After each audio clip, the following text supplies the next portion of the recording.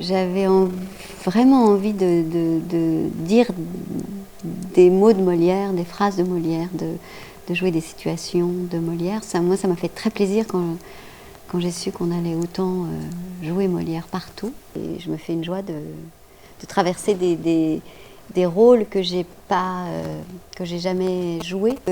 Quand je travaille, je me rends compte que j'amène toutes les actrices que j'ai vues jouer, dont j'ai vu que j'ai vu jouer ces rôles.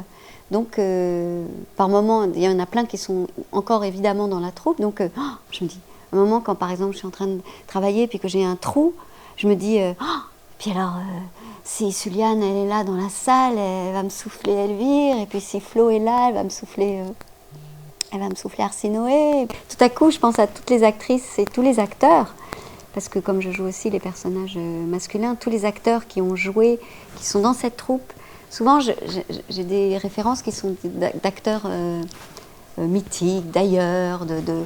Et là, vraiment, toutes mes références, elles sont beaucoup liées à la troupe.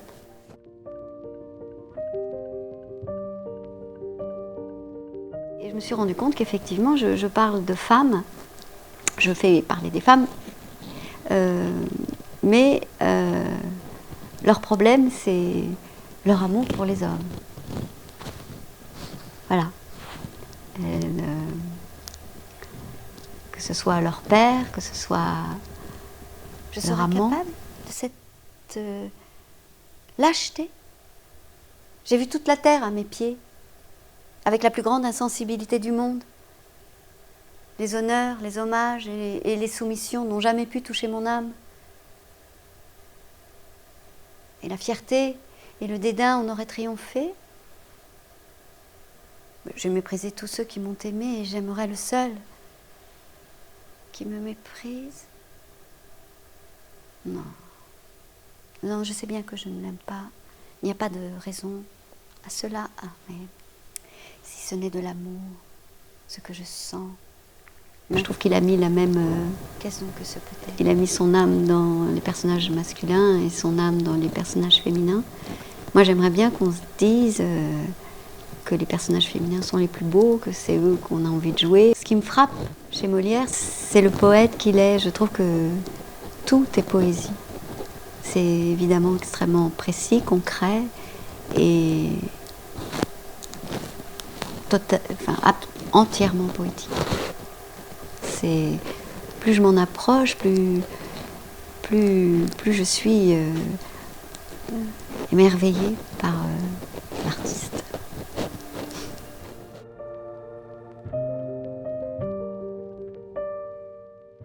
Je joue dans le décor de Éric Ruff qu'il a conçu, imaginé dans la scénographie qu'il a imaginé pour Louis Arène. Là, j'ai l'impression d'avoir pris l'espace d'Éric, d'avoir mis à l'envers, et de me dire, mais hyper chic à l'envers. Il est super beau, il est très... Voilà, j'ai l'impression de jouer l'envers du décor, mais comme souvent les très beaux ouvrages, par exemple les très très beaux costumes qu'on a ici aux Français, on peut les mettre à l'envers, ils sont beaux. Les coutures sont belles, tout est beau. C'est souvent la preuve qu'un objet est beau, c'est qu'à l'envers il est beau.